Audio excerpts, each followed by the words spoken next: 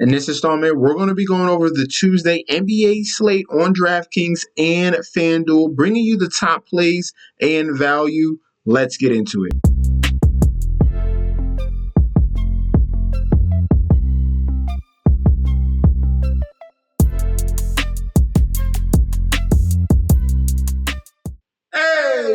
Welcome back to the channel. It's your boy Chef D, and I'm here to bring you the winning ingredients for your Tuesday, March 14th slate on DraftKings and FanDuel. Bring you the top plays and value. But before I deep dive into the slate, don't forget to like, comment, and subscribe to the channel. Make sure you follow me on Instagram and Twitter at MetsNetShetsD. Don't forget about that TikTok at Chef_D91. And don't forget about the Patreon for more futures bets for NBA. That's coming up. We have the NFL draft mock that's coming up as well. And don't forget about the daily bets in NBA also, all right? All those links will be provided down below.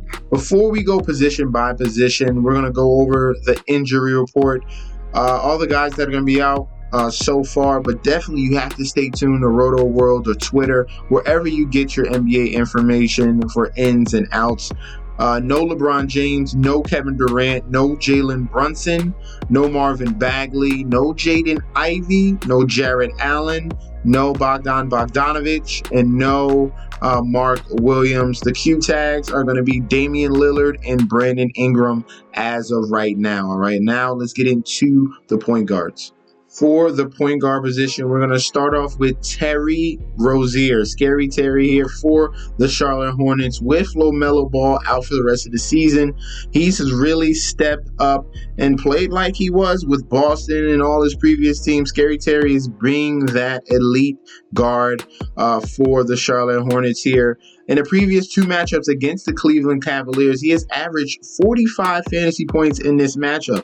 And across the board, this is one of the weak spots for the Cleveland Cavaliers. They're giving up 26th overall in points at 29.48.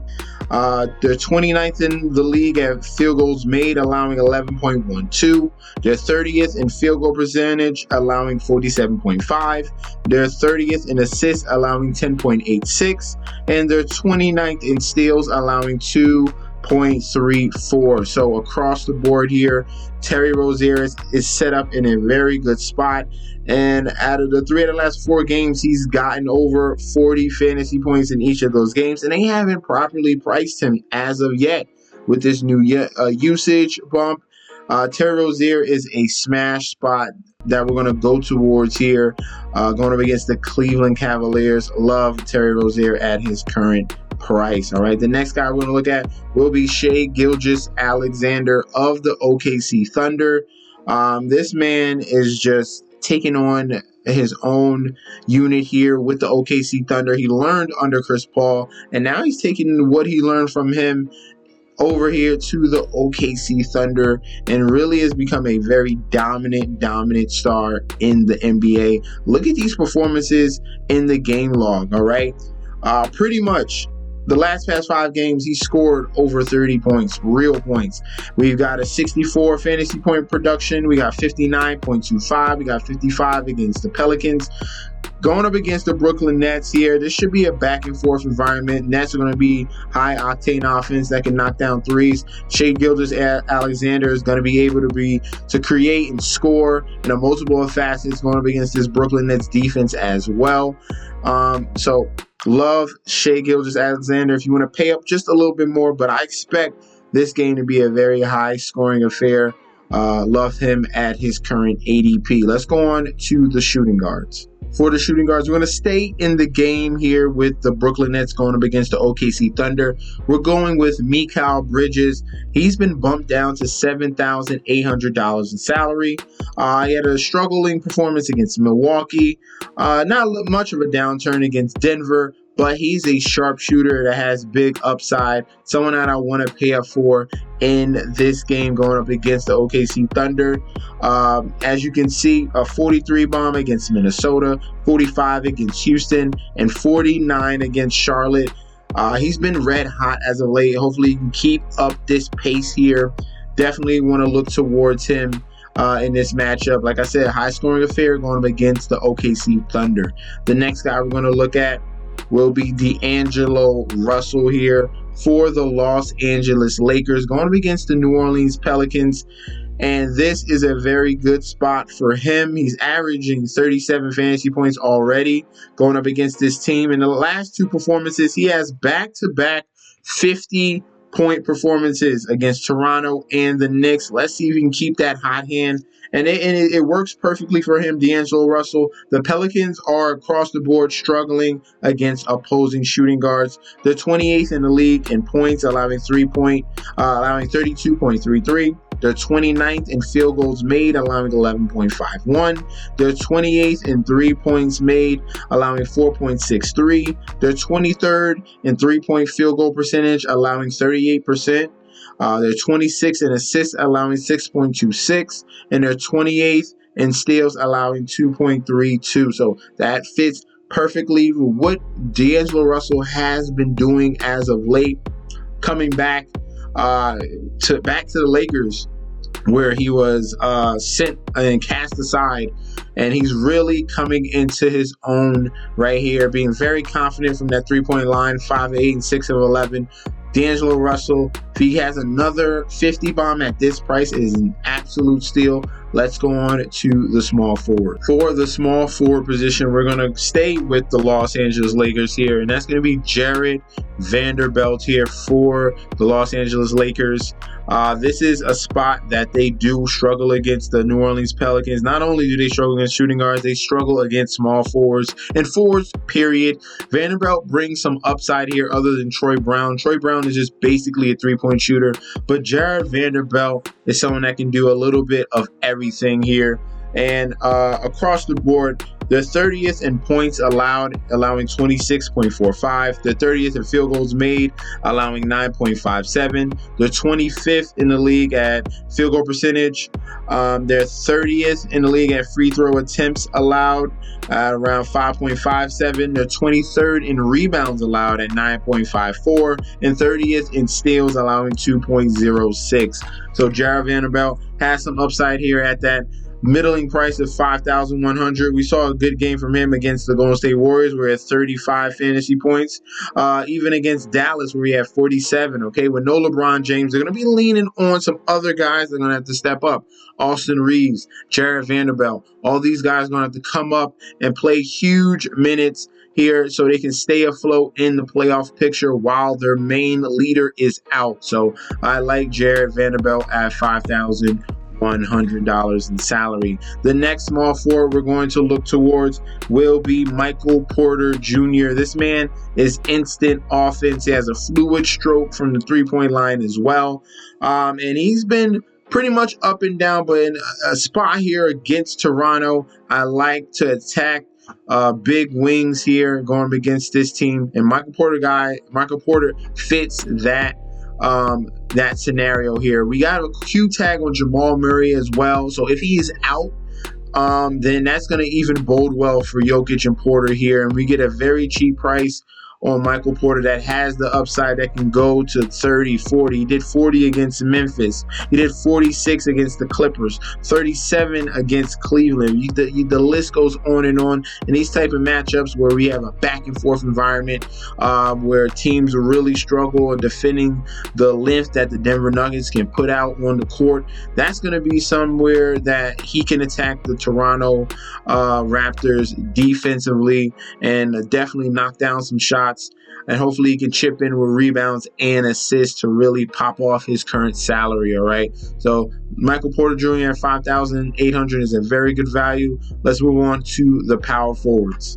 For the power forward position, we're going to go with Julius Randle. He's coming off an outstanding performance in his previous game where he had 52 fantasy points against the LA Lakers. I expect him to have another hot hand here against the Portland Trail Blazers.